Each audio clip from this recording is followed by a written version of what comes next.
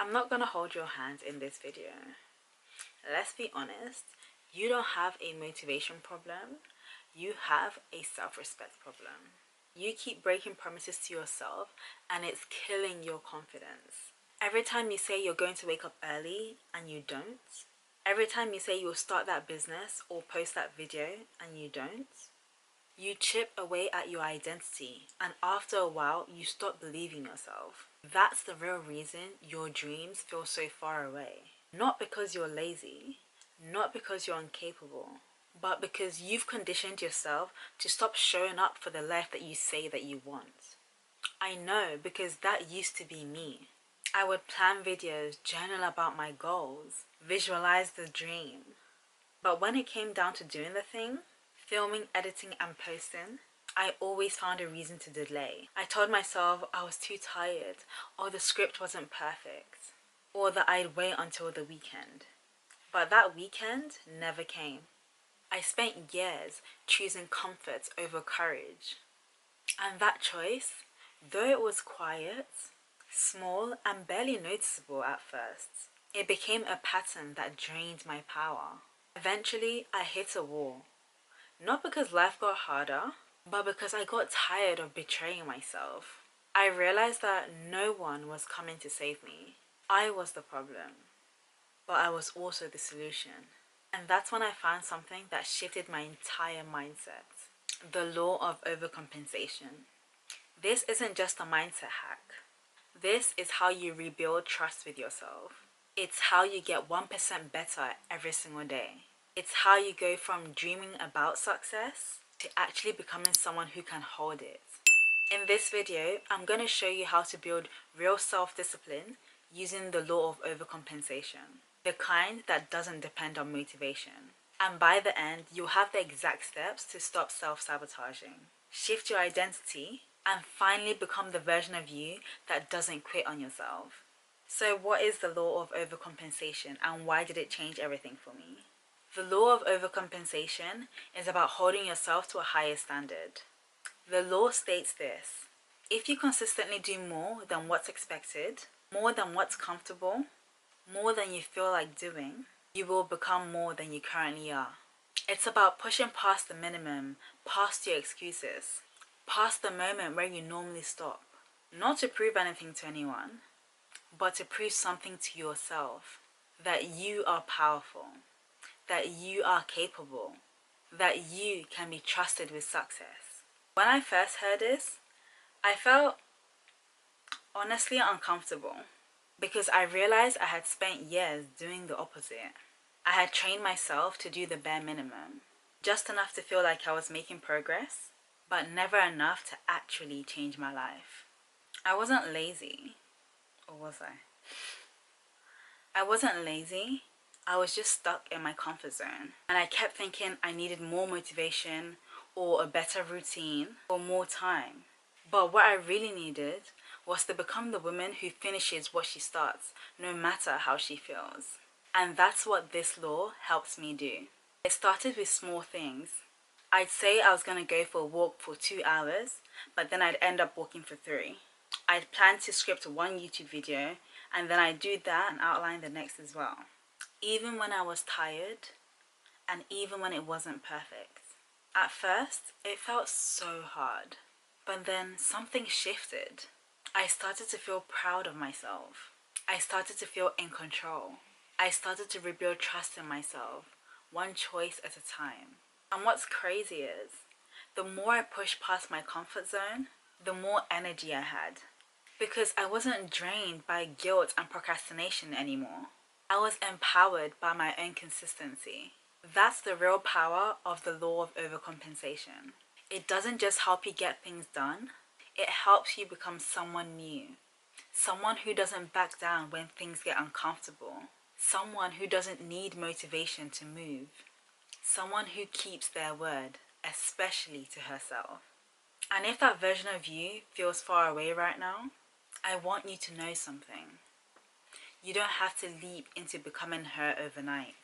You just need to start doing a little more than you feel like every single day. And if you do that, your whole life will change. So now you might be wondering, how do I actually live this? What does it look like to use the law of overcompensation to build real, lasting self-discipline? In the next part of this video, I'm going to walk you through the exact framework I used, the one that helps me stop self-sabotaging, start creating, and show up as the woman I used to only journal about. No fluff, no perfection, just 5 powerful shifts that will help you build self-discipline with grace, clarity, and consistency starting today. The first step is to get crystal clear on what you actually want and not what you should want. Discipline without direction becomes punishment. You'll keep quitting if your goals don't excite your soul. So ask yourself, what do I truly want for my life?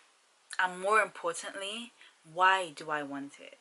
When your goals are rooted in your values, your discipline will flow with more ease and less force. There are 3 action steps for this point.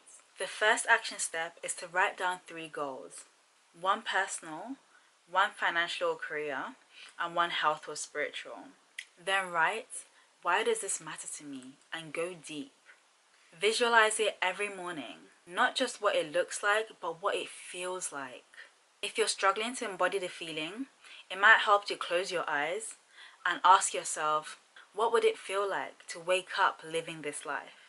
Step 2 is to take a radical responsibility and own your power without shame. This one hurt me at first because I had to admit something that I didn't want to admit. I was where I was because of me. Not because of my job, not because of my past, but because of my daily choices. Taking full responsibility is not about blaming yourself. It's about empowering yourself. When I realized no one was coming to save me, I stopped waiting. I stopped blaming and I started building. The action steps for this point are 1. Go 24 hours without complaining, blaming, or making excuses. Secondly, every time you catch yourself shifting responsibility, reframe it with this affirmation. I create my life. I am responsible, powerful, and aligned. Step 3 is to overcompensate daily, even if it's just one thing. This is the heart of everything. The discipline muscle only grows when you push past your comfort zone, even if it's only slightly. For me, it started with micro wins, like walking an extra 1,000 steps, filming the video even when I felt tired, waking up and not hitting the snooze button. All these were tiny decisions, but each one rewired my self-image. Your action steps for this point are 1. Pick one task and go 10 to 20% beyond what you had originally planned. If you said 30 minutes of writing, do 40 minutes instead. And if you said you're going to walk a 5k, try walking 6k. If things start getting shaky, ask yourself in the moment, what would the highest version of me do right now? Then do that, even if it's just for 60 more seconds. Step 4 is to add structure to your life. One of the biggest lies I believed was that structure was stifling and it would kill my creativity. But I've learned that structure, when done with intention, is what protects your peace. Structure creates feminine freedom. Discipline isn't about being robotic. It's about creating rhythm in your life so you can flow without falling apart. Your feminine energy thrives when you know that you're supported by strong systems. Your action step for this point is create a simple daily structure. So what that could look like is, in the morning, you'd hydrate, you'd journal, you'd visualize your day and what you expect your day to turn out like, and then you go for some form of movement. That could be a walk, that could be Pilates, that could be you going to a gym, or whatever your choice of movement is. And then in the afternoon, you do one focus block. So you do the hardest task, do that one thing that you're avoiding, do that task, focus on it for a period of time, get it done, and then midday, rest, reflect. After that, you can follow up with some creative or purposeful tasks, and in the evening, you wind down, you disconnect, and you write down all the things that you're grateful for. Step 5 is emotional mastery and mindset reprogramming. This is the part that most people skip. But discipline is not just physical, it's emotional. It's how you respond to resistance, to doubt, to fear, to those days where everything feels so heavy. You don't need to eliminate those feelings. You need to learn how to sit with them and still show up. Some tools for emotional discipline include 1. Positive self-talk. Tell yourself, I'm the kind of person who does hard things.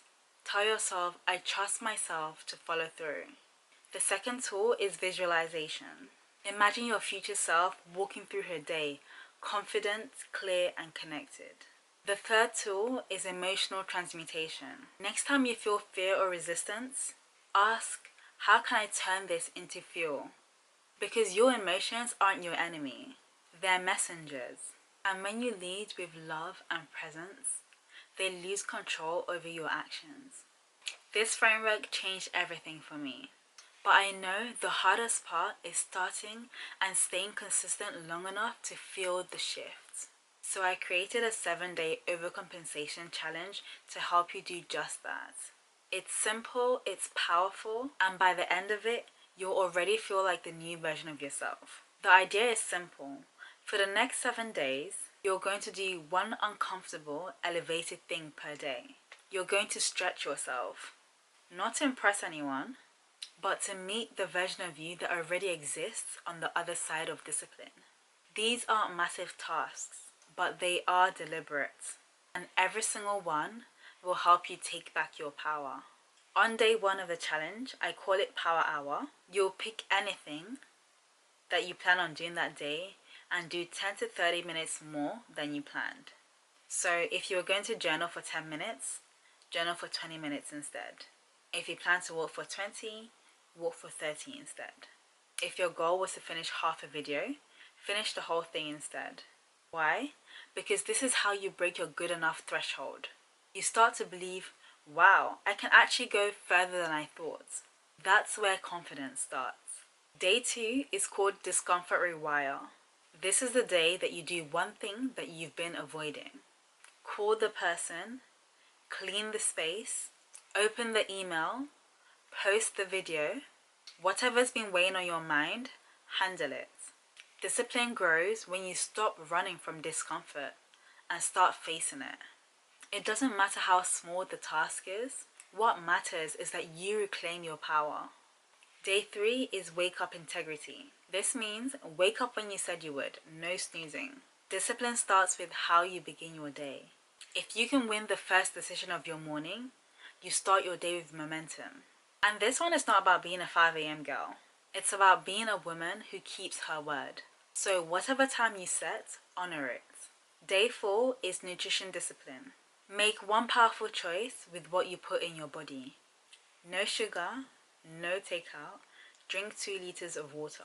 Prep a nourishing meal, choose one upgrade and follow through. Why? Because your physical discipline strengthens your emotional discipline. When you fuel your body with intention, your mind starts operating with clarity. Day 5 is Silent Strength.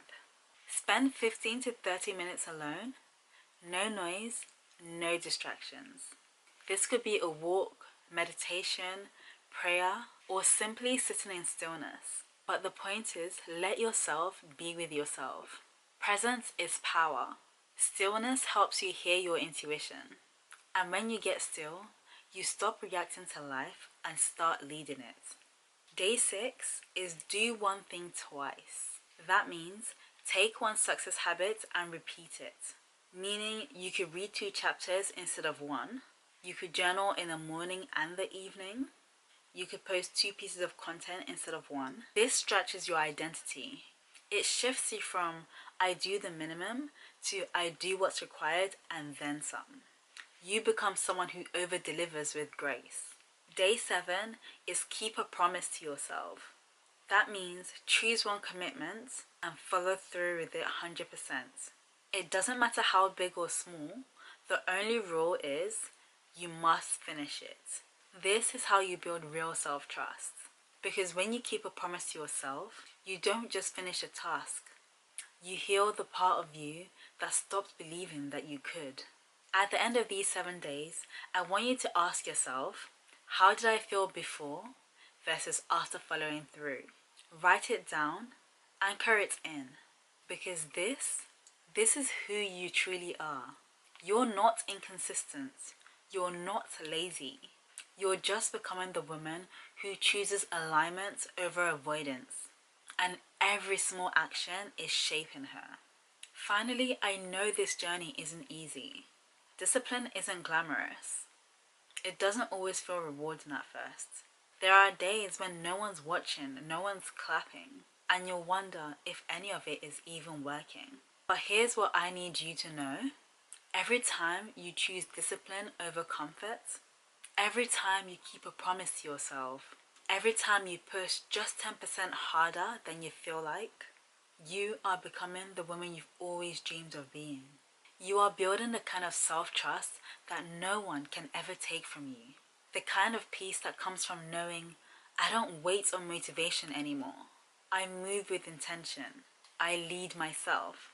If you're still doubting yourself, let me remind you, I was you. I used to delay. I used to self-sabotage. I used to shrink. But the moment I stopped waiting to feel ready and started showing up anyway, was the moment my life started shifting. Not overnight, but day by day, choice by choice, win by win. Discipline is not about punishment. It's about permission. Permission to rise. Permission to evolve.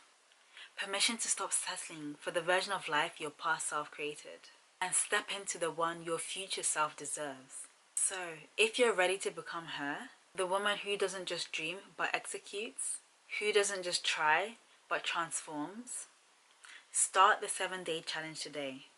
Rewatch this video, write down your goals, keep your promises, and move from I hope I can to this is who I am. And if this video spoke to you, share it with someone who needs it. Leave a comment and tell me what you're overcompensating on today. Not because you need to prove anything, but because this is your declaration.